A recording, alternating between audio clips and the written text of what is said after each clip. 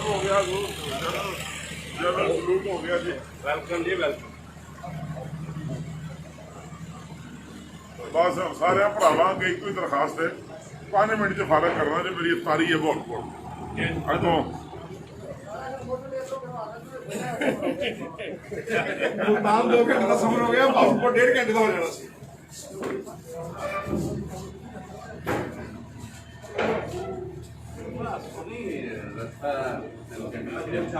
वो तो मोटर में कोई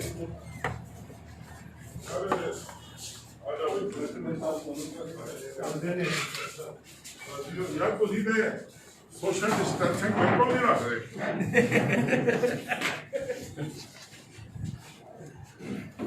सर एहसास प्रोग्राम के ਵਿੱਚ सोशल डिस्टेंस नहीं रखे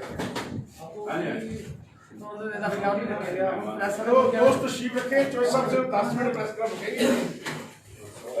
भाई अपनी तलावत कर लीजिए। बिस्मिल्लाहिर्रहमानिर्रहीम। दोस्त तशरीफ रखे, चौधरी साहब से 10 को खुशामदीद कहते हैं। मैं तलावत कलाम पाक के लिए हाफ़िज़ फर्क शेख अब्दुल साहब से बिस्मिल्लाहिर्रहमानिर्रहीम। क़ुल हुवल्लाहु अहद अल्लाहुस समद लम यलिद व लम यूलद व लम यकुल लहू कुफुवन अहद। जनाब मैं गुफ्तगू करनी जनाब पहले बता देना सर उनकी इतिहाद और उसमें खासकर 18वीं तरमीम में सरकार के निज़ाम के हवाले से बता देंगे। बिस्मिल्लाहिर्रहमानिर्रहीम। ऐप शरीफ को डिस्कस करेंगे तो वो भी कर बिस्मिल्लाहिर्रहमानिर्रहीम। मैं तमाम प्रेस के साथियों का, प्रिंट मीडिया, इलेक्ट्रिक मीडिया, जो भी आप जिन जिन इदारों से मुंसलिक हैं, मैं आप सबका शुक्रिया अदा करता हूँ कि आप तशरीफ लाएँ। मुझे मौका दिया कि मैं इधर हाजिरी दूँ, चूँकि चौधरी जवेद वड़ैर साहब, फरूक वड़ैर साहब मेरी उनके साथ खाना रही है, मेरा एक तल्लक है, तो मैं बदकिस्मती से नहीं पहुँच सका था बार। तो ये हालात इस तरह के थे कि मुझे रुकना पड़ा वापस। तो आज बुनियादी तौर पर तो मैं हाजिर हुआ था फातह खानी के लिए कि मैं जवाब करूँ बुजुर्गों के लिए। उसके बाद मुझे सच्ची बात है, मुझे तो हुक्म मिला है फरूक वड़ैर साहब का कि आप प्रेस क्लब जाने। अब मैं आ गया हूँ, जो सलूक करना है बिस्मिल्लाह करें, मुझे जो पूछना है। तो बेहतर यह है कि आप पूछ लें जो आप पूछना चाहते हैं। सर एक तो पाकिस्तान में 18वीं तरमीम की तब्दीली की बात हो रही है, वो हो रही है तो आप गवर्नमेंट का हिस्सा है, किस अंदाज में हो रही है। दूसरा सदारती निज़ाम की अफवाहें हैं वो आ रहा है, इस दोनों के बारे में किस तरह। देखिए पहली बात तो यह है कि आप जिस तरह आपने भी खुद कहा कि हम गवर्नमेंट का हिस्सा है, लेकिन हमारे इल्म में अभी तक 18वीं तरमीम को ज़ेरे बहस नहीं लाया, ना कमीना में लाया गया, ना हैसियत जवाब हमसे को बात हुई है। और मीडिया में ये इशू ज़रूर है, मीडिया में ज़रूर इसके ऊपर डिस्कशन हो रही है, लेकिन अभी तक ऐसी कोई बात हमें महसूस नहीं हुई। हम कहें कि ये 18वीं तरमीम को बहुत संजीदगी से कोई इशू है। अगर देखें और अगर आप वैसे बात करें 18वीं तरमीम की, कुछ बातें 18वीं तरमीम में बहुत अच्छी, कुछ बातों में तरमीम होनी चाहिए। तो वो जैसे जैसे ये इशू अगर ये इशू है, जब ये पार्लियामेंट में आएगा, जब काबीना में आएगा, जब इसके ऊपर संजीदगी से अगर कोई मुशावरत होनी शुरू हुई, तो फिर ये आदमी इस पोजिशन में होगा कि वो कमेंट कर सके कि भाई इस पर क्या, क्योंकि ये एक ऐसा सब्जेक्ट है, इसको छेड़ना भी मसला है और इसको कुछ चीज़ें ऐसी हैं जो चेंज करनी चाहिए। अब ये सारी सियासी जमातों के ऊपर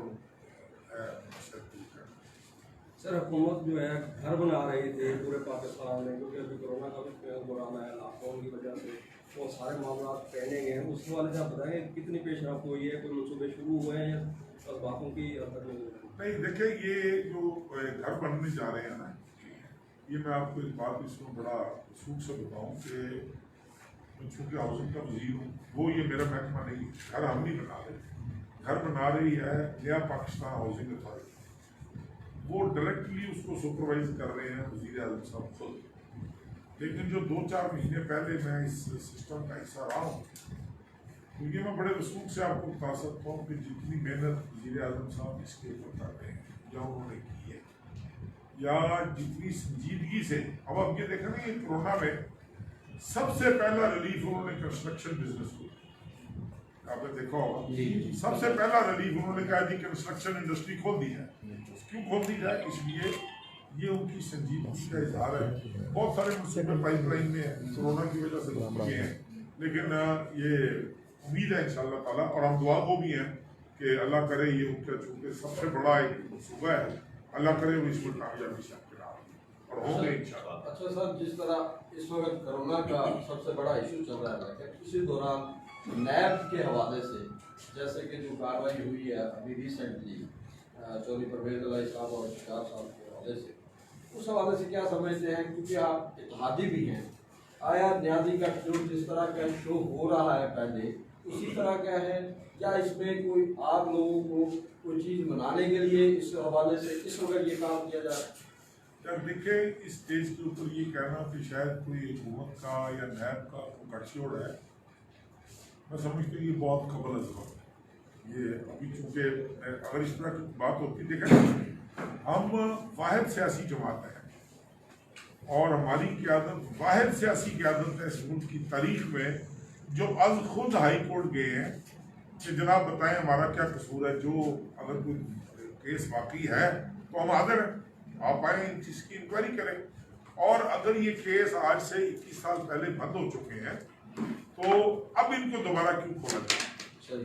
तो इसमें तो मैं चूँकि अब कल जाऊँगा इस्लामाबाद, मेरी कोशिश होगी कि मैं वज़ीर आज़म साहब से बिल्कुल मुलाकात करूँ और उनसे पूछूँ कि ये नैब जो है ये इस तरह की एक्टिविटीज़ कर रहा है, ये क्यों हो? पूछना एक इत्तेहादी होने के नाते हमारा हक भी है और मुल्क का वज़ीर आज़म होने के नाते उनका ये अखलाकी फ़र्ज भी बनता है कि चूँकि हम उनके इत्तेहादी हैं, वो हमें ये डिग आउट करके बताएं कि भाई इसके पीछे कौन है, क्यों ज़रूरत पेश आई बंद केसों को दोबारा खोल दें और इन हालात में। तो ये इंशाअल्लाह अगले 2-4 रोज़ में वाज़ेह हो जाएगा। सर दूसरा सवाल था कि जनूबी पंजाब सूबा या बहावलपुर सूबा बन रहा था, उस पर बड़ा काम भी हो गया था, कोरोना लॉकडाउन की वजह से फिर वो भी पेंडिंग हो गया। अब तो ज़ाहिर है यही इशू चल रहा है, तो उस हवाले से भी आप बता दें, क्योंकि आप गवर्नमेंट के इत्तेहादी भी हैं, गवर्नमेंट भी है, बहावलपुर से मेरी गुजारिश हो ना, अपनी सोच होती है भाई, मेरी अपनी सोच है। हम हैं बहावलपुर सूबे के, हम जनूबी पंजाब सूबे के मुखालिफ नहीं हैं। हम कहते हैं कि जी हमारी तरफ से वो सूबा आज बना दें, हम उनके साथ हैं, लेकिन आसमान से गिरा खजूर में रखने वाली बात है। हमारा जो माजी का तजर्बा है, देखिए भावलपुर सूबा, भावलपुर एक इंडिपेंडेंट सूबे के तौर पर काम करता रहा है, ठीक है जी। 1951 से लेकर 1954 तक भावलपुर एक सूबे के तौर पे काम करता रहा है। मखदूमज़ादा हसन महमूद साहब इसके पहले वज़ीर आला थे। उसी असेंबली में मेरे वालिद साहब मरहूम डिप्टी स्पीकर थे, और जब ये 1 यूनिट बना उस वक्त हमसे वादा किया गया था कि जब 1 यूनिट ख़त्म करेंगे हम इसकी सूबाई हैसियत बहाल करेंगे। उसके बाद बहाल ना हुई, एक तहरीक चली, तहरीक की शक्ल में लोग शहीद हुए, तहरीक की शक्ल में लोग गिरफ्तार हुए। उसी पादाश में हमारे 2 अरकान थे कौमी असम्बली के, मियाँ निज़ामुद्दीन हैदर मरहूम और मखदूम नूर मोहम्मद हाशमी मरहूम। इन दोनों ने 1973 के मुतफ़िका आइन पर सिर्फ इसलिए दस्तखत नहीं किए थे कि भावलपुर को इग्नोर किया गया। ये तो है एक उसकी तारीखी वसीयत कि भाई अब इसको छोड़ दें कि नवाब साहब की क्या खिदमत की पाकिस्तान के लिए, नवाब साहब को कायद आज़म साहब ने किन लफ्ज़ों से याद किया, किसकी जगह पर नवाब साहब ने हुकूमत पाकिस्तान के लिए ऑप्ट किया, ये इन सारी चीज़ों को एक तरफ छोड़ दें। मुझे आप जानकारी से बताएं, यहाँ पर भी कुछ लोग होंगे जो जनूबी पंजाब के सूबे के हासिल होंगे। आज से 20 साल पीछे चले जाए, 20 साल पीछे चले जाएं, एक बयान, एक तहरीर, एक मजमून मुझे दिखा दे जिसमें जनूबी पंजाब के सूबे का मुतालबा किया गया हो, हम आपके लिए जवाब दें। तारीखी हक़ाइक़ को तो आप मस्ख नहीं कर सकते ना। आपको ये इन लोगों को ये देखें, ये बताना चाहिए हम इनके मुखालिफ नहीं है। अब आ जाए अगली बात, जनूबी पंजाब की आप एक खानदान का नाम लें, एक खानदान का नाम लें जिसने पूरे पाकिस्तान पर और जिसने पूरे पंजाब पर हुकूमत में, एक खानदान का नाम है। इन सब लोगों ने पूरे पाकिस्तान पर हुकूमत की है, पूरे पंजाब पर हुकूमत की है। उस वक्त इनको याद नहीं सताती कि जनूबी पंजाब भी किसी खिते का नाम है, जनूबी पंजाब की भी कोई महरूमियाँ हैं, जनूबी पंजाब के बच्चे भी बेरोजगार कर रहे हैं, जनूबी पंजाब भी आबी वसाइल से महरूम है। तो भाई जब इन लोगों को अपने दौरे इक़्तिदार में ये 5-5 साल गुजरा आजम रहे हैं, सदर मुमलकत रहे हैं, वज़ीर आला रहे हैं और बड़े ताकतवर रहे, जब इनको उस वक्त ये इनको नहीं आया तो हम तो ये इनसे सिर्फ ये कह रहे हैं कि जी हमें आप छोड़ते हैं, आपने सूबे का मुतालबा करना है, हम आपके साथ आप करें, लेकिन भावलपुर को आप छोड़, हम नहीं चाहते। अभी आप ये देख लें, मैं आपको बड़े वसूख से बता रहा हूँ, ये भावलपुर में हाई कोर्ट का बेंच है, कितना पुराना है, इसमें असिस्टेंट अटॉर्नी लगे, इसमें दूसरे लगे हैं। अब सुबह जाकर चेक कर लें मुल्तान से आए हैं कि कहीं और से आए हैं। क्या हमारा भावलपुर का कोई वकील इस काबिल नहीं? क्या भावलपुर का कोई बच्चा इस काबिल नहीं है कि वहाँ पर वो असिस्टेंट एडवोकेट जनरल या असिस्टेंट अटॉर्नी की नौकरी कर सके? हमारे पानी के मामला होते हैं, जितने पानी के वसाइल पर ये मुल्तान और डेरा गाजी खां वाले हमारे हकूक पर, आप खुशकिस्मत हो, आपके आबी वसाइल मुख्तलिफ है। आपका पूरा जिला जो है वो पानी ले रहा है पंजनत से, हम पानी ले रहे हैं इनसे यार भाई, हमने इनका बचा हुआ पानी भावलपुर और भावलनगर में आता है। तो हम हमें बताएं ना, हमारे लिए मसाइल मुख्तलिफ हैं, आपके मसाइल मुख्तलिफ हैं, लेकिन फिर भी चूँकि रोहिंग्या खान भावलपुर का हिस्सा है, हम ये तवक्को करते हैं आप अपने इतना इधर हमारा आपका अगर कोई नजरियाती इख्तिलाफ भी होगा, कोई सियासी इख्तिलाफ भी होगा, तो हम आपस में झगड़ा कर लेंगे, आपस में बहस कर लेंगे, आपस में निपट लेंगे। किसने जाना है भावलपुर में से? मुझे बताएं कितने खानदान हैं जो इन वडेरों और जगीरदारों का मुकाबला कर सकते हैं? सवाई एक अहमद महमूद होगा, एक आधा कोई और नाम इस तरह का ढूंढ लोगे, उसके अलावा कौन सा आदमी है जो इनका मुकाबला कर सकते? सब सफेद पोश लोग, सब सफेद पोश तबके से। हाँ, आपने अगर पीछे लग के वोटर बनना है इनका, आपने अगर पीछे लग के एक्सप्लॉइट होना है तो फिर एक और बात है। बाकी तो मैं नहीं समझता कि आपकी गवर्नमेंट का क्या, ये तो जनाब का कंसेंसस हो गया ना, आपकी गवर्नमेंट कहाँ जा रही है? मुझे तो हमारी तो इन्फॉर्मेशन के मुताबिक गवर्नमेंट सिर्फ जनूबी पंजाब सूबा बनाने जा रही है, जिसका इमरान खान ने 100 दिन का वादा किया था, वो आज तक पूरा नहीं। अब देखो, मैं बाकी कबीना का हिस्सा हूँ, सारी बातें मुझसे ना पूछो। गवर्नमेंट कुछ भी नहीं करती, सच्ची बात पूछती हो ना। आइन में, पाकिस्तान के आइन में सूबा बनाने का एक तरीकाकार वज़े उधर वाज़े कर दिया गया है कि सबसे पहले जिस सूबे ने टूटना है, जिस सूबे के हिस्से होने हैं, उस सूबे की असेंबली 2/3 अक्सरियत से वो करारदाद पास करेगी। उसके बाद वो जाएगा कौमी असेंबली, वो 2/3 अक्सरियत से पास करेगी। उसके बाद वो जाएगा सेनेट में, वो सेनेट में पास होने के बाद इसके ऊपर एक नेशनल कंसेंसस बनेगा कि आपके आइन में लिखा हो, एक कमीशन बनेगा जिसमें आपके वसाइल तकसीम होने हैं, आपके एसेट्स तकसीम होने हैं, सेनेट की सीटें तकसीम होनी है। अब ये तो नहीं कि अगर 3 सूबे जाएं तो तीनों सूबों को 20-20, 25-25 सेनेटर मिल जाएंगे, नहीं। ये जो पंजाब के सेनेटर हैं उसमें से जनूबी पंजाब को हिस्सा मिलना है, उसमें से भावलपुर को हिस्सा मिलना है। तो ना नौमन तेल होगी, ना राधा नाचेगी, ना इतनी अक्सरियत आपके पास है, ना रिटायर्ड मेंबर्स आपके पास है, ना नंबर आपके पास है। क्यों हम खामखा ऐसे एक हाइप क्रिएट कर रहे हैं?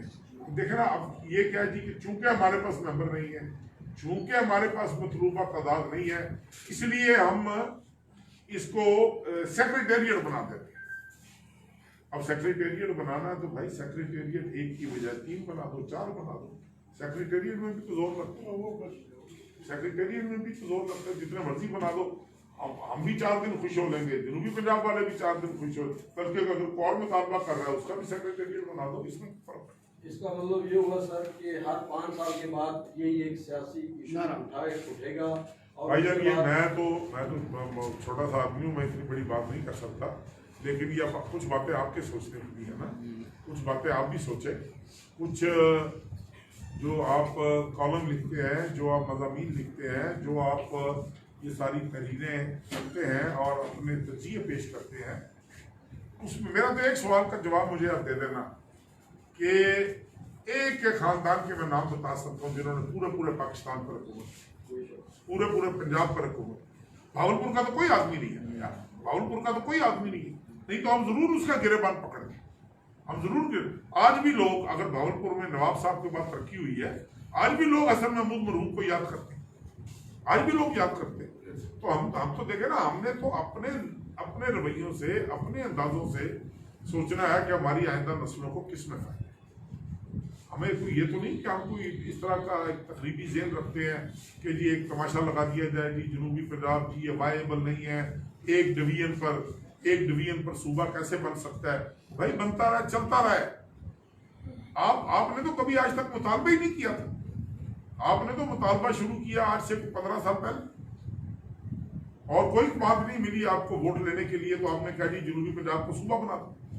हमारे लोग तो शहीद हुए हैं, हमारे लोगों ने तो कैदे काटी, हमारे लोगों ने तो कौमी असेंबली के मुतफिका आइन पर दस्तखत नहीं किए, और इनको क्या सबूत चाहिए इससे ज्यादा। तो मेरे ख्याल में ये एक ना होने वाला सिलसिला है। इसके लिए कंसेंसस डेवलप करना पड़ेगा, और अक्लमंदी और दानिशमंदी का तकाजा ये है कि सारे स्टेक होल्डर्स को बिठाएं, सारे स्टेक होल्डर्स को बिठाएं। अब ये मैं आपको बड़े रसूख से कह रहा हूँ कि अभी तक, इस लम्हे तक, हम इनकी इत्तेहादी जमात है ना, अपनी हुकूमत की मैं बात कर रहा हूँ, हमसे अभी तक इस सूबे के मामले पर बात की। हम उन चीजों पर कमेंट करते हैं जो मीडिया पर, टीवी पर, अखबार में पढ़ते हैं, उस हवाले से। जी मेरा नाम है, जियो से मेरा ताल्लुक है। क्या सदारती निजाम के लिए भी कोई ऐसी बातें चल रही हैं, कोई इस तरह को नाफिज करने? नहीं यार, ये सारी खबर है। देखें, कोई ऐसी बात नहीं है कतई तौर पे। मतलब मैं बड़ी जिम्मेदारी से, मैं वफाकी काबीना का एक रुकन हूँ, मैं बड़ी जिम्मेदारी से आपको कह रहा हूँ कि ये 18वीं तरमीम, ये सदारती निज़ाम, कल अभी तक ऐसी कोई बात नहीं।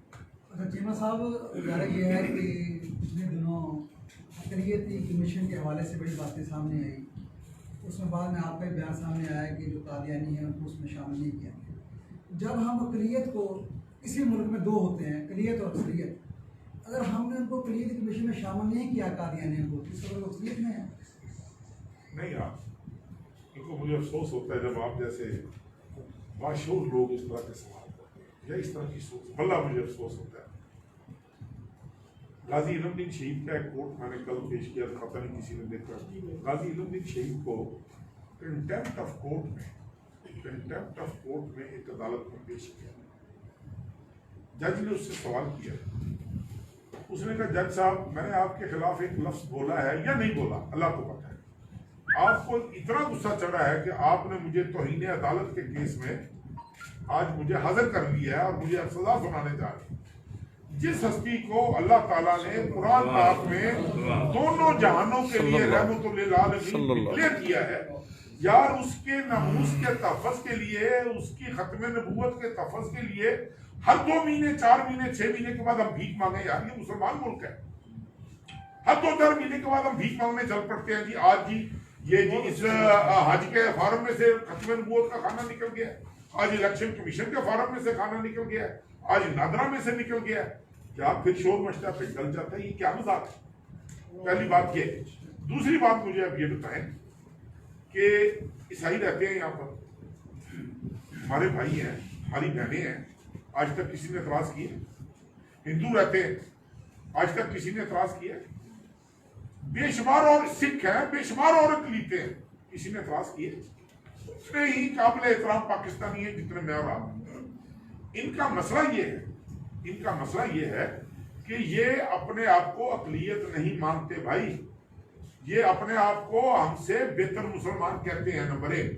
नंबर 2, जुल्फ़िकार अली भुट्टो मरहूम ने जब इनको अक़लियत डिक्लेयर किया था, इनके लिए कौमी असेंबली में सीट मखसूस की थी, इनके लिए सूबाई असेंबलियों में सीट मखसूस हुई थी, इनके लिए बंदियाती इदारों में सीटें मखसूस हुई थी।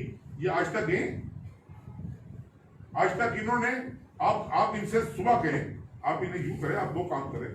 मैं वफाकी लीग की हैसियत में आपको जिम्मेदारी से बयान देकर जा रहा हूँ आप इन्हें कहें कि ये अपने आप को अक़लियत तस्लीम करें, पाकिस्तान के आइन को माने, ये कहें कि उस आइन के तहत हम इस मुल्क में अक़लियत है, मैं एक की बजाय इनके 2 मेंबर कमीशन में रखवाऊंगा। मेरा आपसे बात सर, ये आपने तहफ़्फ़ुज़ात का इज़हार तो किया है वज़ीर आज़म पाकिस्तान से, इसके बावजूद भी उन्हें अक़लियत कमीशन में रखा जा रहा है? नहीं, बिल्कुल नहीं रखा जा रहा, गलत बात है जी। ऐसे देखें, वज़ीर आज़म साहब का एक वीडियो रिकॉर्डेड एक पैगाम आया था, मेरे ख्याल में उसके बाद किसी शक शुबे की, किसी सवाल की कोई गुंजाइश बाकी नहीं रहती। वज़ीर आज़म साहब देखे ना यार, हमारा लाख इख्तलाफ होगा वज़ीर आज़म से, एक घर में रहते हुए झगड़े उसी घर में होते हैं जहाँ पर बर्तन ज्यादा हो।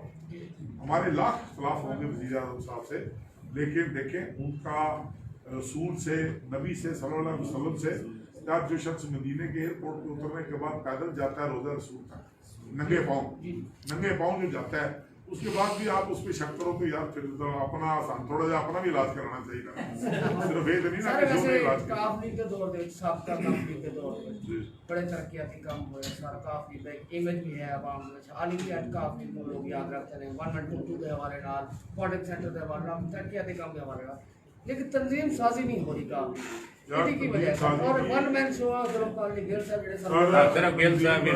तंजीम साजी भी देखो मेरी गल सुन लो, तंजीम साजी भी ਅਸੀਂ चूंकि पार्टियों पे अच्छे बुरे टाइम आ जाते हैं। पहले तो मैं आपकी पहली बात का जवाब दे दूं कि काफ लीग को लोग आज भी याद करते हैं, काफ लीग ने बड़े काम किए हैं, इसका हमें कोई नुकसान नहीं है। सानू तुसी याद भी करते हो, साड़ी तारीफ भी करते हो, साढ़े बड़ा तुहानू उदासी भी होंगी होगी, और सानू वोट नहीं पाते। पहली गल है, गल सुनो मेरी को सच्ची सुनो, मैं सच्चियां गल्लां करना थोड़ा जा मैं आदी है। जब आपने माशरे में ना इंसाफी करनी है, जब आपने इंसाफ नहीं, सियासतदान का इंसाफ क्या होता है? एक अच्छा सियासी कारकुन, एक अच्छा सियासतदान आपसे कुछ नहीं मांगता, आपसे सिर्फ शाबाश मांगता, आपसे अपने किए हुए कामों की एक्नॉलेजमेंट मांगता है कि यार इसको एक्नॉलेज करो कि हमने इतने 1000 किलोमीटर सड़कें बनाई हैं, इतने 1000 किलोमीटर लंबे पक्के खाले बनवाए हैं, 112 ये सारी चीजें ये छोड़ दे एक साइड पे। लोगों ने इंसाफ नहीं किया। जो माशरा इंसाफ नहीं करता, वो फिर उस अंजाम को, उन हालात को पहुंचता है जिन हालात को आज हम और आप पहुंचे। अब ये भी तो दिखे ना, हमारा नुकसान तो ये हुआ होगा ना कि काफ लीग इक़्तिदार से बाहर हो गई है, काफ लीग सुकड़ गई होगी, लेकिन जिन जमातों को नहीं सुकड़ने दिया गया, जिन जमातों को बड़ी उनकी परवरिश हुई है और बड़ी वो नर्सरियों में तैयार हुए हैं, वो 1.5-4 दिन हुई साहब मुझे को रुके थे। तो सब आपकी गवर्नमेंट में करप्शन के खिलाफ कमीशन आ रही थी, वज़ीर आज़म पाकिस्तान बड़े फैसले करने जा रहे थे, क्या हमें नज़र आ रहा है कि वज़ीर आज़म पाकिस्तान भी कहीं पहले हुक्मरानों की तरह मसरत का शिकार तो नहीं? दूसरा मेरा सवाल ये है कि PMLN आजकल मुकम्मल फ्रीज हुई है, ठंड में है, मोहतरमा मरियम साहबा पाकिस्तान में होते हुए भी कोई बयान नहीं दे रही, तो क्या कोई आप लोगों की डील भी चल रही है उनके साथ कि वो खामोश रहेंगे, कोई ऐसे मामला भी है? मेरे दोनों सवाल मेरी जो करप्शन वाली बात है कि वज़ीर आज़म साहब उसका बेहतर जवाब दे सकते हैं, या कोई हुकूमती जमात से मुतल्लिक़ आदमी उसका बेहतर जवाब दे सकता है। हमसे तो चूँकि इस करप्शन ये वो मामला पर कभी आज तक बात हुई है, मुशावरत हुई है, जो बयान आप मीडिया पर चलाते हैं वज़ीर आज़म साहब का, वही हम भी सुनते हैं, वही बाकी कौम भी सारी सुनती है। और रह रही नून लीग वाली बात, मैं आपको एक बात बता दूँ, ये अभी भाई साहब ने भी काफ लीग के हवाले से बात की थी, जमातें कभी फ्रीज नहीं हुआ करती। 2002 की असेंबली में नून लीग के कितने एमएलए थे? 12, और 2008 की असेंबली में 106 के करीब। जमातें फ्रीज नहीं हुआ करती, जमातें पीपल्स पार्टी 2002 में देख ले आपके सामने, 1997 में देख ले आपके सामने, उसके बाद कितनी दफा इक़्तिदार में। ये नहीं होता, बात ये होता है कि इंसान कौम क्या करती है, कौम का कुछ कसूर, कौम बार बार जब मैं एक नया नारा लेकर आऊँगा, एक नया लबादा ओढ़ कर आऊँगा, एक नया मास्क लगा कर आऊँगा चेहरे पे, और कहूँगा कि बाकी सारे पिछले झूठे थे, मैं ही सच्चा हूँ, और मैं ही आपके लिए मसीहा साबित होऊंगा, लोग मुझे भी वोट डाल दें। 11वीं का पता 12वीं वाले ध्याड़े डालते कि भाई धोखा ऐसा करना कि होया लिहाजा ये मैं नहीं समझता कि कोई इस तरह की बात है। बस जैसे लास्ट क्वेश्चन मैं इसलिए थोड़ा लेट आया हूँ, ये चलता है कि रात को सोशल मीडिया पे रूप रास्ता में एक ब्रेकिंग न्यूज़ दी है कि वाशी साहब ने कोर्ट ऑफ जेल में फैजल साहब का एक जो विटनेस दी है नैब के हवाले से कि चौधरी फैजल साहब ने फलां दौर में 100 गैर कानूनी भर्तियाँ की हैं, असल में ये रेफरेंस वो वाला तैयार हो रहा है। ये आपके अलग है नहीं यार, ये गलत बात है। रोज खलासला साहब कुछ अपने साथी मामला को जेल में नहीं जाना चाहता। 1985 में चूंकि हम तो केस डील करते हैं, 1985 में परवेज इलाही साहब वजीर बन गया, वजीर आला पंजाब बन गया नवाज शरीफ साहब। 11 भर्तियों का केस है कि 11 भर्तियां गैर कानूनी तौर पर रूल्स को वायलेट कर परवेज इलाही साहब ने। जावेद कुरैशी साहब उस वक्त सेक्रेटरी लोकल गवर्नमेंट थे, वो अल्लाह के प्यारे हो गए। उसके बाद एक और सेक्रेटरी आए, मुशीर आलम के मुनीर आलम क्या नाम था उनका, वो अल्लाह को प्यारे हो गए। अब एक लड़का जब नौकरी लेने जाता है, थोड़े ठंडे दिल से मेरी बात सुनिएगा, वो 25 से 30 साल के दरमियान उसकी उम्र होती है, 24 साल 23 साल। अगर वो भर्ती हो जाए तो उसकी नौकरी का स्पैन होता है 25 से 30 साल, क्योंकि 60 साल की उम्र में रिटायर हो जाना है। अगर वो 11 के 11 हज़रात अभी तक जिंदा है, अल्लाह करे जिंदा हो, तो 1000% तो रिटायर तो हो चुके होंगे। अब 35 साल पुराना केस 1985 से लेकर 1988-89 तक चौधरी परवेज इलाही साहब वजीर बल्दियात रहे हैं। भर्ती करने वाले अल्लाह को प्यारे हो गए, भर्ती होने वाले रिटायर हो गए, असी केस को कर रहे हैं। असल क्वेश्चन है कि ये नवाज शरीफ साहब विटनेस दे रहे हैं स्पेशली।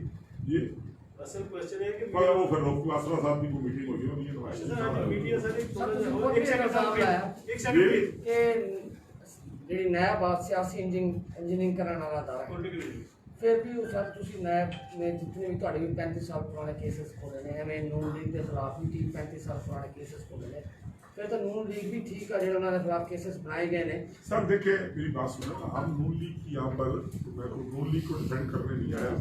नून लीग कल हुकूमत से लैदा हो, नून लीग कल हुकूमत से लैदा हो। हमारा रोना पीटना ये है कि भाई आज से 21 साल पुराने केस को मेजर बुरहान साहब डीजी नैब लाहौर थे, उन्होंने लिख कर भेजा कि इन केसों में कोई जान नहीं है, इनको क्लोज कर दिया जाए। वो 21 साल के बाद क्यों खोले गए हैं दोबारा? हम तो सिर्फ इस सवाल का जवाब मांग रहे, खोले, इंक्वायरी करें, हमें कोई इतराज नहीं। अच्छा सर, ये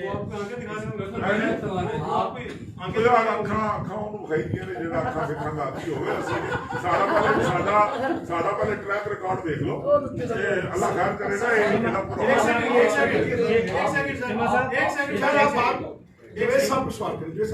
मेरा सवाल है कि पीपल्स पार्टी जो है ना, जहांगीर तरीन पीपल्स पार्टी का शामिल है इसकी खबरें बीजेपी यार अगर वो चला गया तो आपकी जमात कहाँ?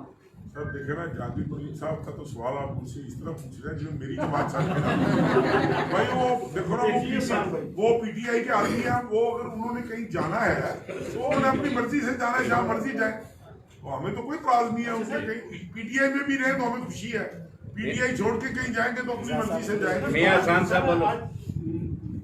सर मैं एक सवाल मैं जल्दी ना करें तो आपसे मोहब्बत है भाईजान, मेरी अफ्तारी है। सवाल ले ले, दो सवाल ले ले। सर मीडिया से ये रिपोर्ट कर रहा है कि कल आपकी जो हेयरिंग है, जो जज साहब है, वो पहले चौधरी साहबान के वकील होते थे। इसको पूरी तौर पर कानूनी तकादे पूरे करते हुए, आईनी तकादे पूरे करते हुए जज साहब को केस नहीं सुनना है। ये बस एक वकील थे जी, वो जज साहब के वकील थे, और ये पॉइंट हमारे वकील ने उठाया, तो उन्होंने जज साहब ने नहीं उठाया। हमारे वकील ने कहा है कि चूंकि आप 1 या 2 केसों में चौधरी साहब की वकालत कर चुके हैं, अब वो ये कल मोस्ट प्रोबेबली होना ये चाहिए। क्या मुमकिन है वो जज साहब चीफ जस्टिस साहब को लिखे कि लिखा चुके, उस पर एतराज हो भी गया और मैं वकील भी रहा हूँ, तो वो नई डीबी बन जाएगी उसी दिन। सर आपने पुराने केसों का जिक्र किया, तो editor in chief Mir Shakeel उर रहमान के खिलाफ भी 34 साल पुराना केस, तो इस बारे में आप क्या कहते हैं? भाईजान, पुराने केसेस हम तो कह रहे हैं कि मीर शकील उर रहमान साहब एक मीडिया हाउस का मालिक है, एक साफी खानदान से है, उनके साथ ज्यादती नहीं होनी चाहिए। अगर उनको गलत पकड़ा गया तो फौरी रिहा करना चाहिए। लेकिन खुदा के लिए हमारे केसों को उन केसों के साथ जिन्होंने गाजरा खादियां ने मेरा भी उन्होंने टिड्डा च पीड़ होनी है। पहली गल तो दिन च दूजी गल ये कि असी अपनिया तफ्तीशा भुगत बैठे हैं, हमने अपनी तफ्तीशें भुगती हैं, हमने केस को फेस किया है, ट्रायल को फेस किया है। फेस करने के बाद वो केसेस क्लोज हुए हैं। उसके ऊपर डीजी नैब ने हेडक्वार्टर को ये सिफारिश भेजी है कि मैंने इतनी दफा इनकी इंक्वायरी की है, इन केसों में कुछ नहीं है, इनको क्लोज कर दिया जाए। और हम तो कह रहे हैं कि इस क्लोजर के बाद ये दोबारा मोहब्बत क्यों जागी है। हमारा तो सिर्फ ये सवाल है, हम इंक्वायरी से नहीं डर रहे, दोबारा करें, बिस्मिल्लाह करें, आए दोबारा करें, इसमें क्या है। ये आज ये नहीं करेंगे, कल कोई और कर लेगा तो बेहतर है। अब देखो ना, हम तो अब इस नतीजे पर पहुंचे हैं कि हमारी ये पार्टी टाइम हमारे साथ होता रहा है। हर 2 साल 4 साल के बाद ये केस लटकाए रखो एक हैंगिंग सोल्ड के तौर पर। उसके बाद जब दिल किया पार्टी टाइम कर रही है, आर्म ट्विस्टिंग कर रही है, पॉलिटिकल इंजीनियरिंग कर रही है, जो करना है आप कर लो। मीर्च किलो रहमान साहब के केस में मेरी ये गुजारिश होगी तमाम मुतल्लिका इदारों से, अगर वो अपनी इंक्वायरी में क्लियर होकर आ जाते हैं तो 100 मिला उनका केस खत्म होना चाहिए। लेकिन इस मुल्क में मैं जाती तौर पर एहतसाब के हक में, क्यों, चाहे वो मैं हूँ, मुझसे शुरू करें, मेरी जमात से शुरू करें, मेरी क़यादत से शुरू करें। यार आखिर इस दहाने पर हमारी मैशियत पहुंच गई है।